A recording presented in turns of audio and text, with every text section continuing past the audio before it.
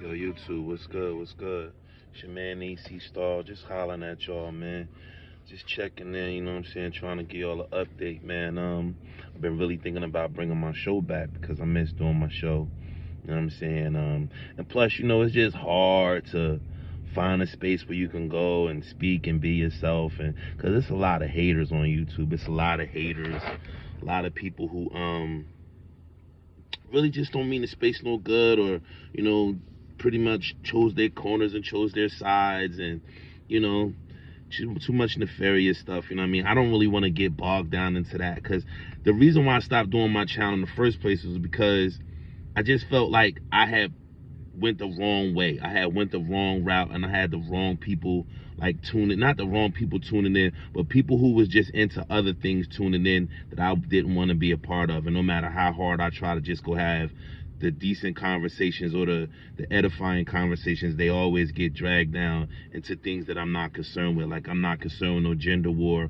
I'm definitely not concerned with light skin, dark skin war. I don't get into any of that. I think it's all perpetuated by people outside of us. So I'm definitely not buying into that. And just being able to have conversations about what's going on in the world and things of that nature. You know what I mean?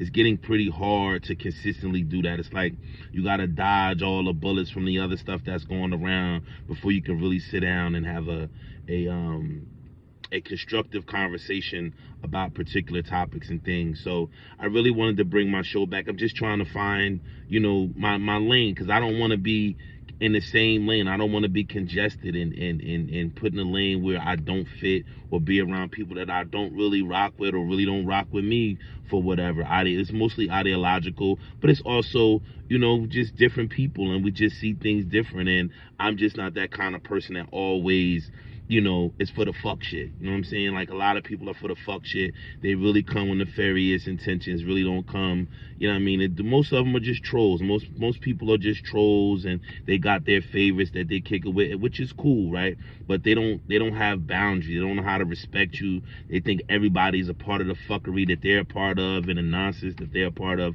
I'm not a part of that. I've always been independent in my thinking, independent in my voice, and I just felt like I could go anywhere and kick it with anybody, because that's always been me. But it just seems like in order for you to really be a part of spaces, you have to be extreme as others and go the route that they're going, and I'm not doing it. I don't expect nobody to believe in what I'm saying or follow what I'm saying. I'm just putting the information out there as I gather it, and as I, come to some conclusion, or as I articulate it how I see it. So, I'm just really trying to find my space in my lane. I really just want to talk about geopolitics, a little bit of culture, a little bit of, news, breaking news that goes on domestically, news that goes on internationally, highlight black empowerment. I'm definitely not going to get into gender wars. I want to do a few interviews of people that I find intriguing on YouTube, and, just some people that I'm cool with, just kind of break up the monotony of always talking about serious things, and just try to kind of have some fun with interviews. It's a lot of hard work when you do the YouTube channels if you really want your channel to be successful. Now, you can have one of those channels where people just come on and you have a panel and a bunch of people just come on and talk shit and start shit and be about a bunch of bullshit. But I really don't want to do that, because that brings on a lot of animosity, and then you clicking up with people and all that, and that's not who I am. You know what I'm saying? I've never been one to click up with people and do the fuck shit. I've always tried my best to avoid the fuckery, as far as like, the minutia shit, the bullshit that's really not about nothing, just people personal business and things of that nature. I really try to stay out of that, and I hope I can continue to do that. I'm just really trying to get back to the channel, because I think about my boy solving the race problem. I don't know if y'all ever heard of Strap, young brother who used to do his show. He stopped doing the show. I don't know why I stopped doing my show. I just think there needs to be more voices that's amplifying something different in the space. Whether people like me or don't like me, that's relevant to me. You know what I'm saying? It's just all about me doing something that I enjoy to do, and talking about topics and issues that I really enjoy talking about. I've been just watching other channels, seeing how they flow, and for me, what I realize is, in the YouTube space, it's really about extremes, right? I mean, I'm not an extreme dude. Like, I'm not going way over here. I'm definitely not going to the right. I kind of stand in the middle. And when I mean by stand in the middle, I'm objective in what I do. I don't choose one side over the other. Like, I just look at both sides, and then I make my guesstimation or my estimation on what side I want to be a part of, or what area of the topic I want to discuss or be around. So, it's just a process.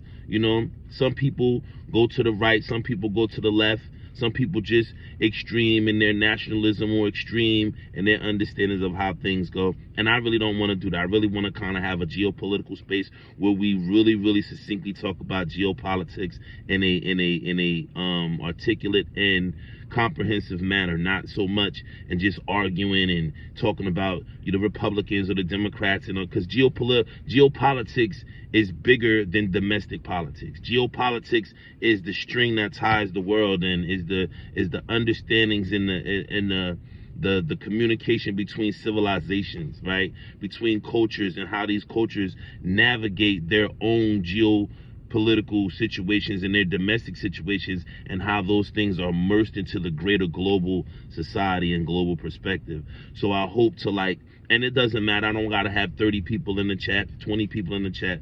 I just want to put the information out there and hopefully get some traction and go from there, because the space, it's not a lot of black people that talk about geopolitics. When we talk about it, we always bring it back to us, and it's always about choosing teams. The one thing about my channel, I want to be objective.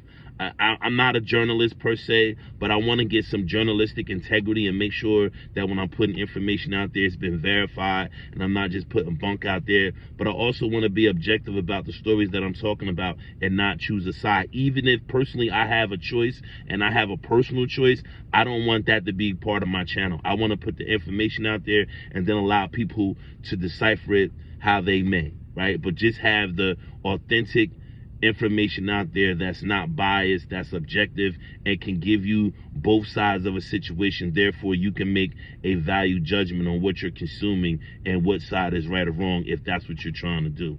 Because it's really important that African Americans begin, or people of color period, but I'm more or less talking about African Americans, getting a better understanding of how the geopolitical structure works. Now that we have this situation in Ukraine, American media is not being really objective, because they have an imperialistic notion of what's going on. They're